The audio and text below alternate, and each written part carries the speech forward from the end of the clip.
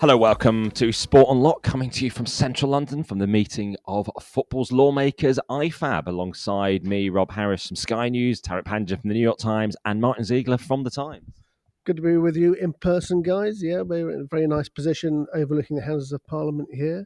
This is the 137th meeting of the International FA Board, the game's lawmaking body, and a lot of interesting people around. The FIFA president, Rob, Gianni Infantino's in town as, I guess, one of the main figureheads of IFAB. Big week for him coming up soon. Yeah, his re-election, his latest term, his second full term as president. So I'm arriving carrying his own suit carrier, dispelling perhaps some of the images we see of him these days. His week that started in lavish surroundings of Paris and the FIFA best ceremony. There he was in his tuxedo and white trainers. Yeah, of all the places for that tuxedo and white trainer combo to be, Paris on Monday was the centre of footballing news. And Martyn, you used to have the FIFA best vote, didn't you, from England? The journalist vote, although no more. Yeah, no, I had it for the last 3 years. Yes, but no more. It has moved on to John Cross, the chairman of the Football Writers Association. But yes, Paris is increasingly important for FIFA. They've got an office there as well. It was the venue for their awards. And also interesting with what happened with the French Federation president, Noel Le Graet.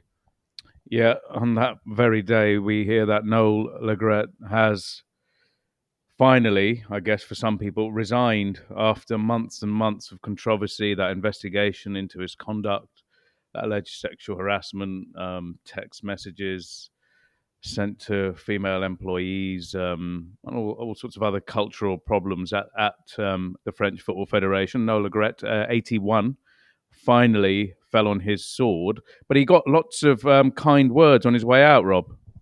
He did, particularly from the FIFA president, Gianni Infantino, praising him as an excellent president, having overseen the Women's World Cup, and he remains on the FIFA Council, that $250,000 a year position at least. And he's also got a key role in the FIFA office in Paris, doesn't he? Yeah, and that office in Paris is getting increasingly important. It's the head of the FIFA development arm with a focus particularly on Africa. The clearinghouse for football transfers is going to be run out of Paris. And Noel Le Graet is basically Gianni Infantino's eyes and ears in that office. He was appointed to the role in January 2022 alongside all the other roles you just mentioned. But there is no sign that he's going to lose it despite what's come out in the French investigation. In that FIFA statement from Gianni Infantino as well about Le Graet, he was talking about how he has made significant strides in supporting the long-term development of football in France and talking about the best ever financial results recorded by the French Football Federation, totally overlooking the scandal and controversy. And at a time, as we say, of increasing importance of Paris to FIFA, that Infantino even referred to it as FIFA headquarters in Paris this week on one of his videos. Well, that's long been the sort of rumour, hasn't it? They'll leave Switzerland, especially with all the legal issues going on between Infantino and the Swiss authorities, and they would go back to Paris. Le Graet, he won't remain on the FIFA Council for long because there's an election in April.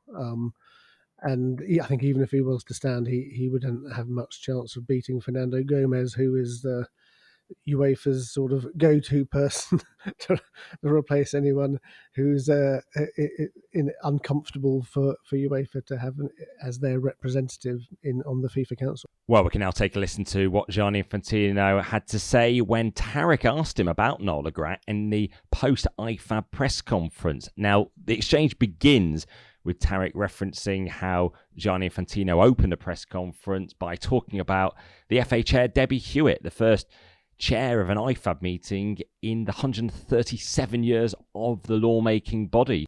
Gianni Infantino also referenced the male-dominated media pack at the small press conference. Gianni Infantino did reference at one point you will hear a woman who was filming the press conference in a slightly uneasy exchange. It certainly did highlight there is more needed to be done in terms of gender diversity in the media. Here is that exchange with Tariq trying to ask about Noel Le Graet. Too long, right? 137 years for a woman to chair one of these meetings. And you're quite right to point out this room as well. Just in light of that gender and trying to keep... What's your name? Jane. Jane. Welcome, Jane. Trying to keep in with that introduction that you made to the press conference today. I noticed on Monday you released a statement heavily in support of Noel Le Graet, the French football president. He's had to resign because of this investigation and inappropriate text messages to women. And is he still retaining your support and keep that role at FIFA, given what we've just talked about, gender equality and better stewardship of the game? What this has to do with the IFAB? Sorry. It's just your introduction was about, it's great to have women. Yeah, chairing the IFAB meeting. Do you want to I comment? can answer we're on here this now. after. You might. Okay, it's up to you if you want to answer the question or not. It's totally fine. Infantino, they're wanting to keep the focus on the IFAB meeting itself, however much Tariq did try to get an answer, and we'll hear more from that press conference later on. And so many issues around the French Federation.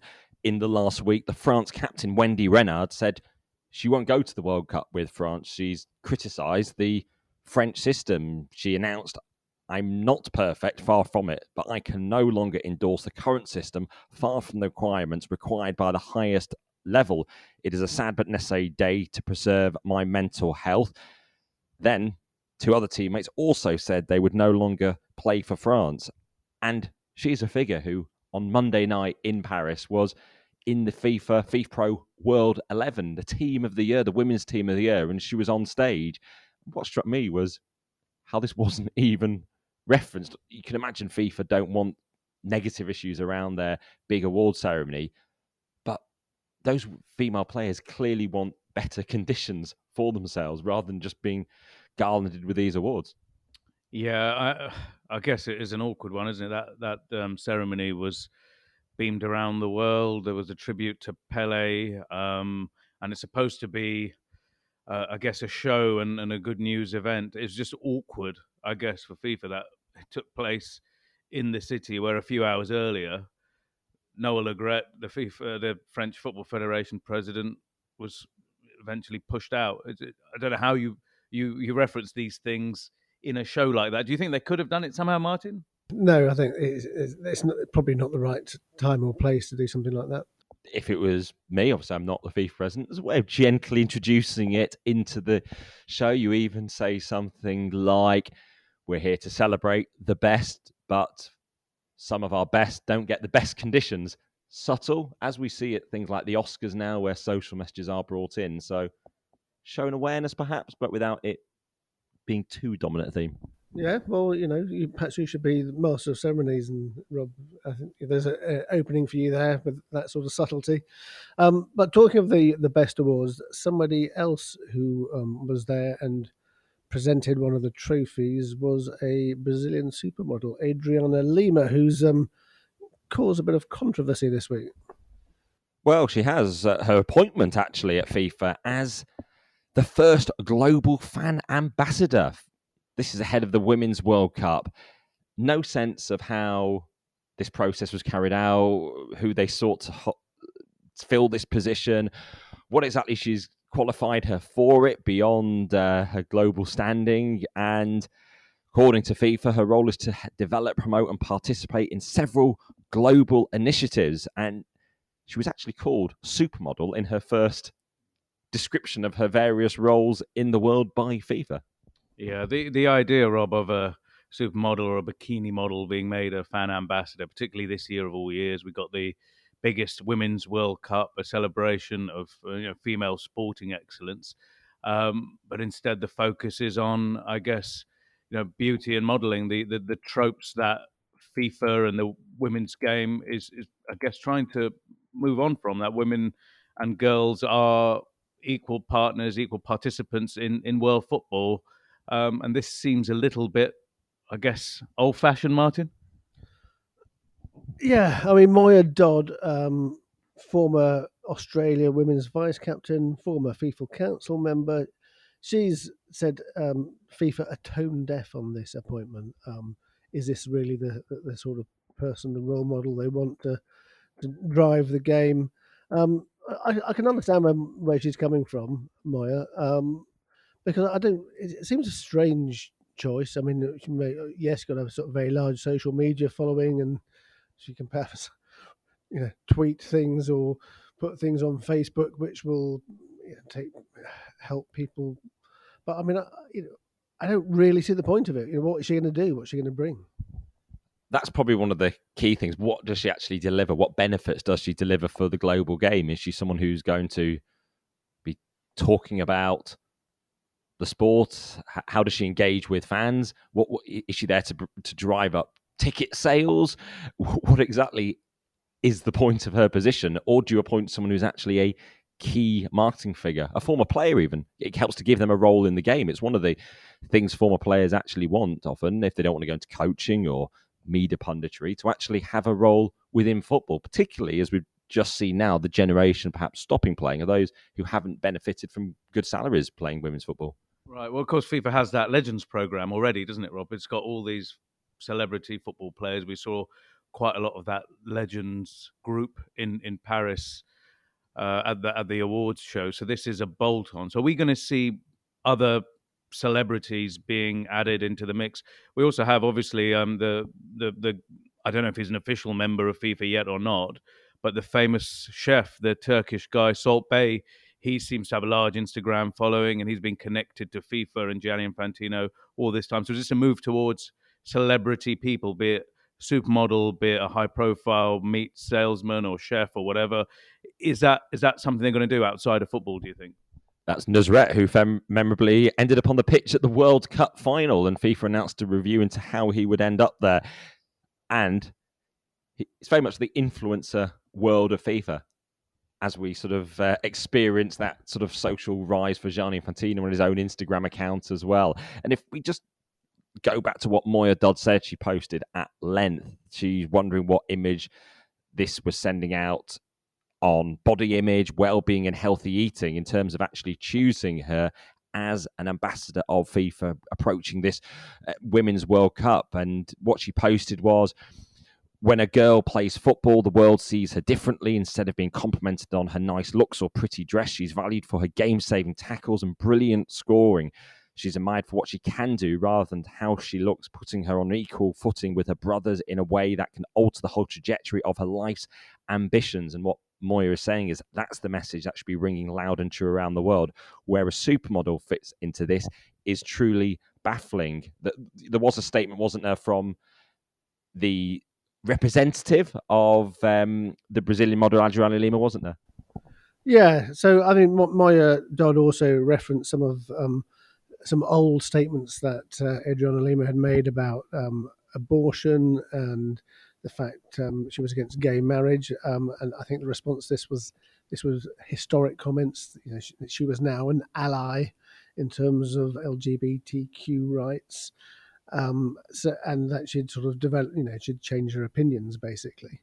That was effectively it, I think. Was that a recent transformation, do you know, or was it after you asked the question? I don't know how recent it was, but that was just the response. Also, what was interesting is to hear the powerful words of Moya Dodd there. She was on the FIFA Council for quite a while, so is quite known in the corridors of FIFA.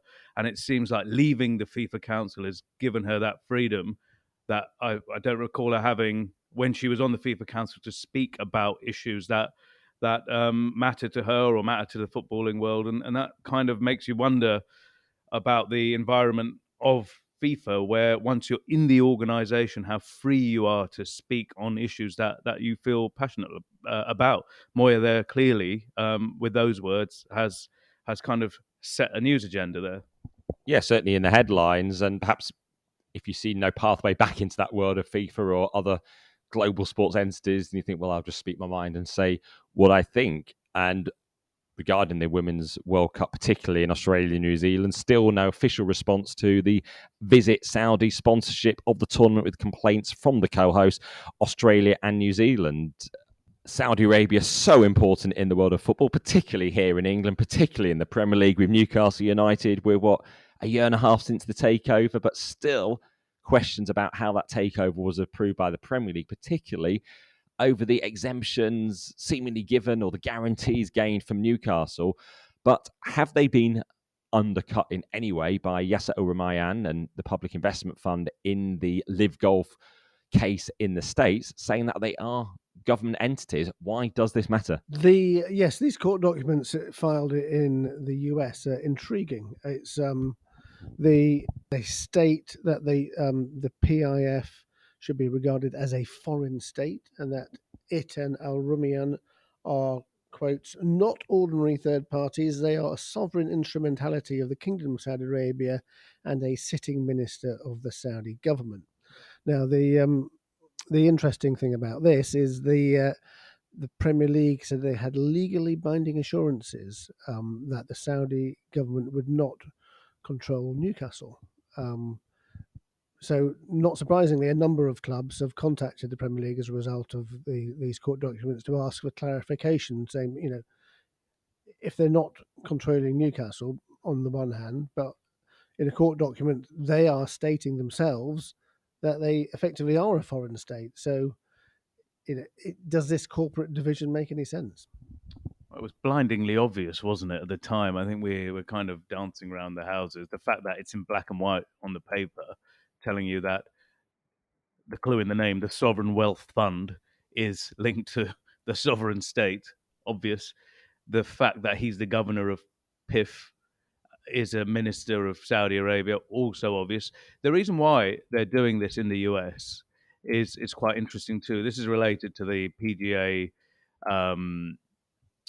litigation with Live Golf and the golfers there who are suing the PGA. So this is about a process called discovery in the American system, where you have to turn over emails, text messages, and documents if they're requested in the court case. And the case of these guys is they're saying, look, we get immunity, we're sovereign state, and we're not supposed to, or we don't have to, because of that immunity, provide this. But in America, that immunity disappears if it's a commercial case, if you're like a business, not if you're a criminal case in that sense. And the other interesting thing with this is if the sovereign immunity claim is denied, which it looks like it is up until now, is you can also be deposed, which is essentially an interview under oath on all manner of things. So it'd be interesting if this process carries on, what will come out. Yeah, definitely sounds like one to keep a close eye on. I mean, another interesting facet of this is that initially the Premier League, they believed that the Kingdom of Saudi Arabia was the owner and was a shadow director. The KSA, the Saudi government, they refused to accept this. I don't know why, which is an interesting question. Why would they not accept that they were the owner of Newcastle? And it was such a big thing that actually it sort of held up the takeover for 18 months. And Mike Ashley went to court, the former Newcastle owner, to try and get the Premier League to change their mind. But it says in those court documents that Mike Ashley said is that it says, having taken external legal advice, the Premier League is provisionally minded to conclude that KSA would become a director. We know that there's political pressure put on the Premier League after that, and then the Saudi decided to stop pirating Premier League broadcasts, and they sort of settle their differences with beIN Sport, and that was the sort of key to the change. But why does the Saudi state not want to be seen as the owner of Newcastle? Yeah, and that's never really been explained, because there is nothing in the Premier League rules to say a state cannot own a Premier League club. No, which is obviously why there's still those unanswered questions publicly, why they had to say that the Saudi state doesn't control Newcastle United. And if we look at the board of the Public Investment Fund, it's headed by Mohammed bin Salman, the Crown Prince of Saudi Arabia. If we go through, then we go 1, 2, 3, 4, 5, 6 ministers of the Saudi state are on the board. Then we've got an advisor at the Royal Court. And finally, Yasser Al-Rumayyan, the governor of the Public Investment Fund, who's running things at Newcastle United. So I suppose, can all these people, PIF, actually be running the club while actually it's not the state controlling the club? Anyone who buys a Premier League club or hopes to buy a Premier League club would have to go through something called the owners and directors test. And that has, apparently it's quite stringent, and it does background checks on all of the people and whether they're kind of legally entitled to own a team. Isn't that right, Martyn?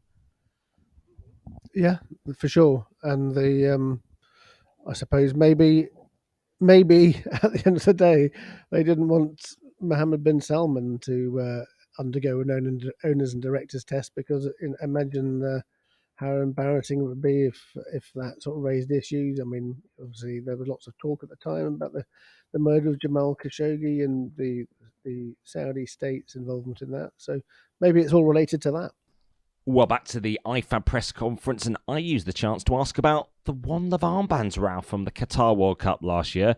IFAB does set the laws of the game in determining what is allowed on players during matches, and this was Gianni Infantino alongside the CEOs of the English and Welsh FAs, two of the countries that wanted to wear those multicoloured armbands at the World Cup in Qatar, until they were threatened with potential sporting sanctions by FIFA if they went ahead with wearing those unsanctioned pieces of equipment. It's still very relevant now because we've got the England captain Leah Williamson wanting to wear One Love armband at the Women's World Cup this year. She wore one the other week in the Arnold Clark Cup.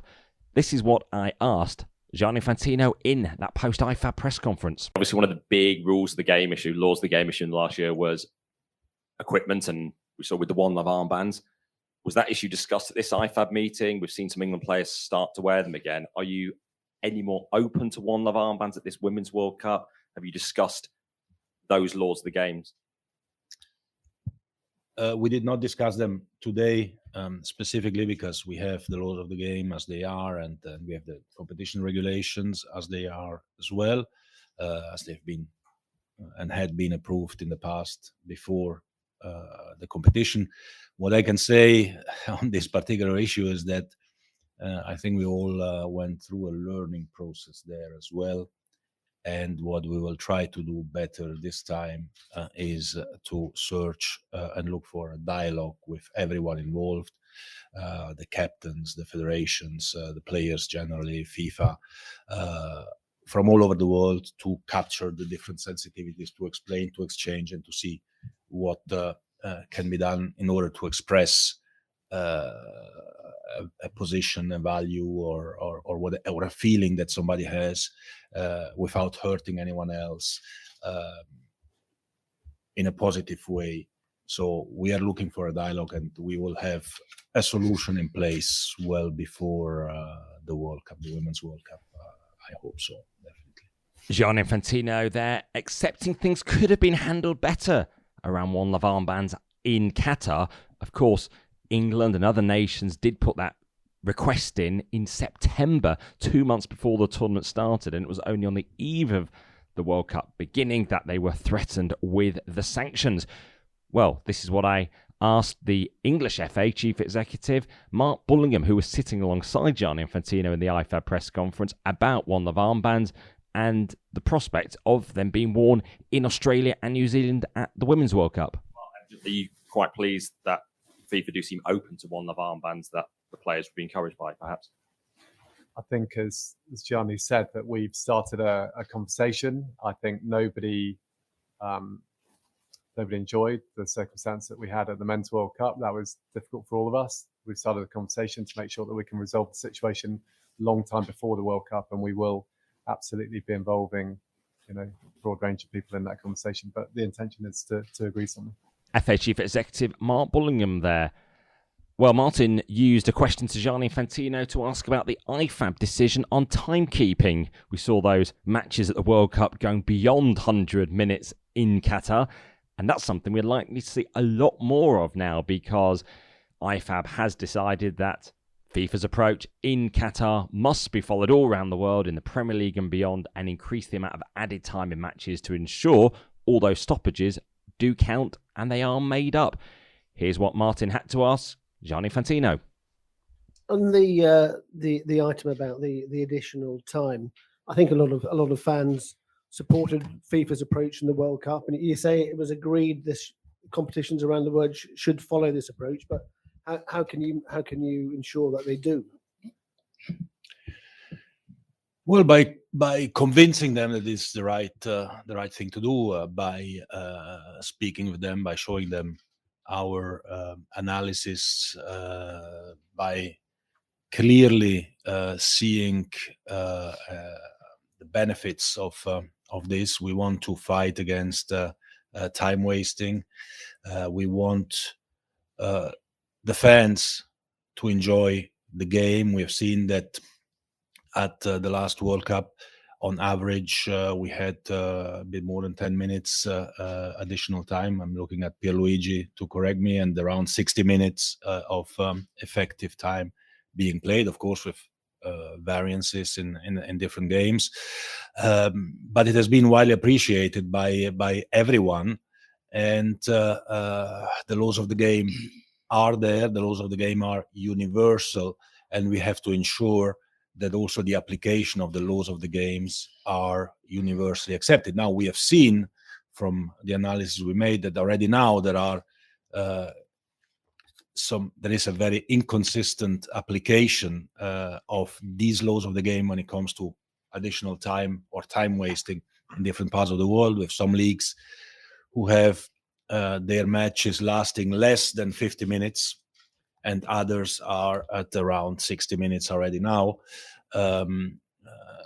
So we need first to convince and then to implement. How are we going to assure that? Well, by counting as well on the, how should I say, the good and positive spirit of everyone involved in football who understands the universality of the rules. So I don't think there is any coercive measure to be taken in this respect. Will you monitor leagues?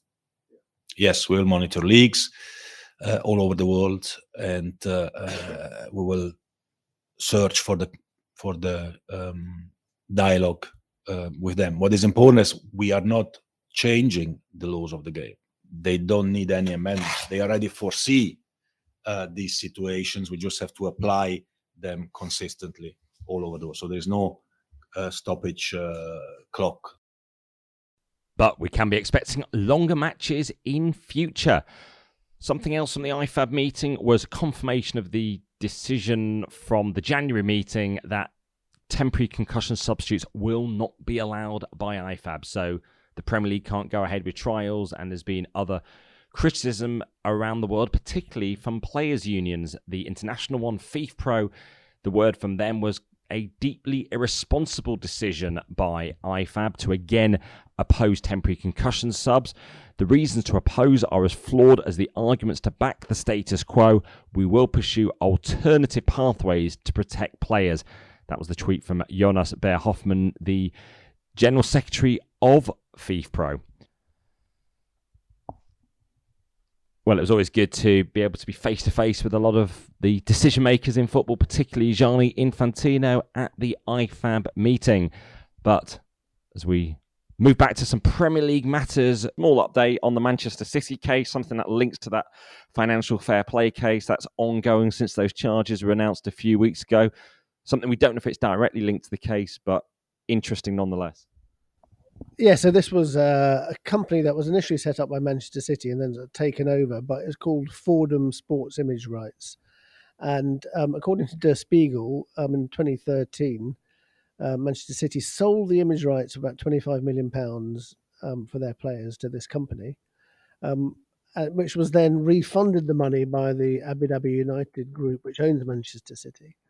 But UEFA auditors saw this and they refused to accept this as income. So that attempt to sort of get past the FFP rules, which Man City were struggling to at the time, that wasn't successful.